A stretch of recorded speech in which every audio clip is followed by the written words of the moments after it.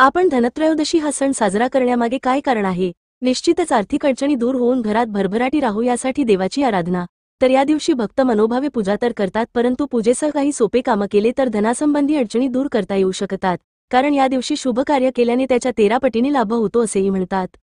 तर जाणून घ्या आपल्याला काय करायचे आहे. सर्वात आधी संध्याकाळी 13 दिवे प्रज्वलित करावे आणि तिजोरीत कुबेराचे पूजन करावे.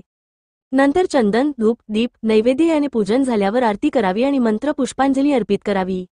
आता मुख्य गोष्टीकडे वळूया की या दिवशी संध्याकाळी 13 दिवे लावावे आणि त्याजवळ 13 कवड्या ठेवाव्या. नंतर या कवड्या घरातील एखाद्या कोपऱ्यात दाबून द्या. याने अचानक धन लाभ होण्याचे योग बनतील. या दिवशी 13 दिवे लावल्याने दारिद्र्य, काळोख आणि घरातील नकारात्मक ऊर्जा दूर होते.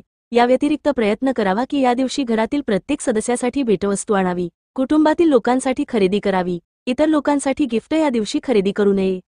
जर आपल्याकडे धन टिकत नसेल म्हणजे पैसा तर येतो परंतु काही कारणामुळे खर्च होत असतो तर धनत्रयोदशी ते लक्ष्मी पूजनापर्यंत पूजा दरम्यान देवी लक्ष्मीला एक जोडी लवंगा चढवाव्या. या दिवशी साखर, बत्ताशे, खीर, तांदूळ, पांढरे कपडे किंवा पांढऱ्या वस्तूंचे दान केल्याने धनाची कमी होत नाही. अशाने जमापुंजी वाढते आणि कामात येणारे अडथळे दूर होतात. या दिवशी किन्नरला दान करावे आणि त्याच्याकडून एक शिक्का मागून घ्यावा. किन्नरने स्वखुशीने शिक्का दिल्यास तर अजूनच फलदायी ठरेल. हा शिक्का आपल्या पर्स किंवा तिजोरीत ठेवल्याने कधीच धनाची कमी जाणवत नाही. या दिवशी दारावर गरजू, भिकारी किंवा कोणीही मागणारे आले तर त्यांना रिकाम्या हाती पाठवू नये. त्यांना यशाशक्ती दान करावे. आपल्या एखाद्या कामात यश मिळवण्याची इच्छा असल्यास धनत्रयोदशीच्या दिवशी त्या झाडाचे डहाळी तोडावी ज्या झाडावर वटवाघळं बसत असतील. ही डहाळी घरातील ड्रॉइंग रूममध्ये ठेवल्याने समाजात प्रतिष्ठा वाढते आणि धनात वृद्धी होते. या दिवशी एखाद्या मंदिरात जाऊन केळाचे झाड किंवा एखादे सुवासिक झाड लावावे.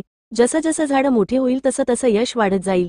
या दिवशी वाद, भांडण टाळावे. घरात शांती आणि सकारात्मकता राहू द्यावी. धनत्रयोदशीच्या पूजेपूर्वी आणि नंतर दक्षिणावर्ती शंखामध्ये पाणी भरून घराच्या चारी बाजूला शिंपडावे. याने लक्ष्मीचे आगमन होतं. या व्यतिरिक्त हे पाणी पूजेत सामील लोकांवर देखील शिंपडावे. याने मन पवित्र आणि वातावरण शुद्ध राहतं. 13 दिवे या ठिकाणी लावा. पहिला दिवा, हा दिवा घराबाहेर, मुख्य प्रवेशद्वाराजवळ, कचऱ्याच्या ढिगाऱ्याजवळ किंवा उंबरठ्यावर दक्षिणेकडे तोंड करून ठेवावा. दक्षिण दिशा ही यमराजाची दिशा मानली जाते. ती कुटुंबातील सदस्यांना अनपेक्षित किंवा अकाली मृत्यूच्या धोक्यापासून वाचवते. या दिव्यात 4 बाती असू शकतात आणि तो मोहरीच्या तेलाने पेटवला जातो. दुसरा दिवा, घराच्या प्रार्थना कक्षात, सौभाग्य आणण्यासाठी आणि देवी लक्ष्मीला प्रसन्न करण्यासाठी देवतांसमोर दुसरा दिवा लावावा. या दिव्यात शुद्ध तूप आणि केशराचा धागा घालणे शुभ मानले जाते. तिसरा दिवा, हा दिवा घराच्या मुख्य प्रवेशद्वारावर ठेवावा. हा दिवा घरात सकारात्मक ऊर्जेचा प्रवाह राखतो आणि कुटुंबाचे वाईट नजरेपासून रक्षण करतो. चौथा दिवा, तुमच्या घरातील तुळशीच्या रोपाजवळ चौथा दिवा लावावा. तुळशीला देवी लक्ष्मीचे निवासस्थान मानले जाते. हा दिवा घरात समृद्धी आणि आनंद आणतो. पाचवा दिवा, छतावर किंवा घराच्या सर्वात उंच ठिकाणी ठेवला जातो. हा घराचे रक्षण आणि सर्व वास्तुदोष दूर करण्याचे प्रतीक आहे. सहावा दिवा, पिंपळाच्या झाडाखाली मोहरीच्या तेलाचा दिवा लावा. असे मानले जाते की पिंपळाच्या झाडात लक्ष्मीचा वास असतो, ज्यामुळे आरोग्य आणि आर्थिक समस्या दूर होण्यास मदत होते. सातवा दिवा, तो धर्म आणि श्रद्धेप्रती भक्ती व्यक्त करतो. आठवा दिवा, कचऱ्याजवळ किंवा घराच्या भांडारात दिवा लावल्याने दारिद्र्य नष्ट होते. नवा दिवा, नकारात्मक ऊर्जेचा प्रवाह थांबवण्यासाठी वॉशरूमच्या बाहेर दिवा ठेवा. 10वा दिवा, ही दिया घराचे वाईट आणि नकारात्मक ऊर्जेपासून संरक्षण करण्यास मदत करते.